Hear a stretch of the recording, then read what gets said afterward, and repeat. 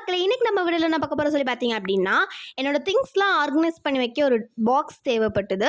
அத நான் ஆன்லைன்ல பார்த்தா ரொம்பவே பிரைஸ் போட்டிருந்தாங்க. நம்ம ஏன் வீட்லயே பண்ணக்கூடாது அப்படின்னு சொல்லிட்டு, ஒரு கார்ட்போர்ட் இந்த மாதிரி எடுத்துட்டு 4 சைடும் வந்து பாக்ஸ் ரெடி பண்ணுவோம்ல, அந்த மாதிரி ரெடி பண்ணிக்கணும். ஸோ நீங்கள் வந்து உங்களோட ஓன் சாய்ஸ் எவ்வளோ சைஸ் வேணாலும் பண்ணலாம். நீங்கள் இதை விடையும் பெருசாகவே பண்ணலாம், இல்லை இதை விடையும் சின்னதாகவே பண்ணலாம்.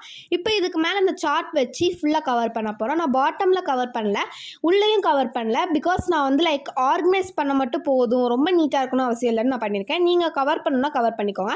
அதுக்கப்புறம் இந்த மாதிரி ஒரு ஷீட் எடுத்துகிட்டு இந்த மாதிரி ஒரு குட்டி பீஸும் ரெடி பண்ணியிருக்கேன். அதுலேயுமே வந்து நான் சார்ட் கவர் பண்ணியிருக்கேன். இப்போ நம்ம ரெடி பண்ணி வச்சுருக்க பீஸை எடுத்து பாக்ஸுக்கு பின்னாடி ஸ்டிக் பண்ணணும்.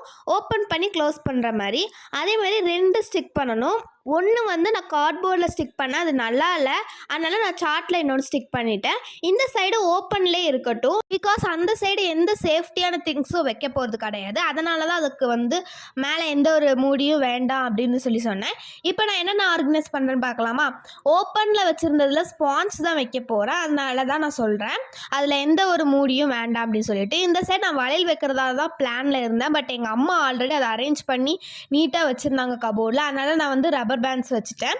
ஸோ இப்போ பாருங்கள் எவ்வளோ க்யூட்டாக இருக்குன்னு. நான் வந்து இன்னும் கொஞ்சம் நீட்டாக டெக்கரேட்லாம் பண்ணியிருந்தேன்னா நல்லா இருந்திருக்கும். பட் அவசரத்தில் நான் எங்கே போட்டேன்னு தேடுறதுக்கு இப்படி இருந்தால் வந்து ஓகே எனக்கு அப்படின்னு தான் தோணுது.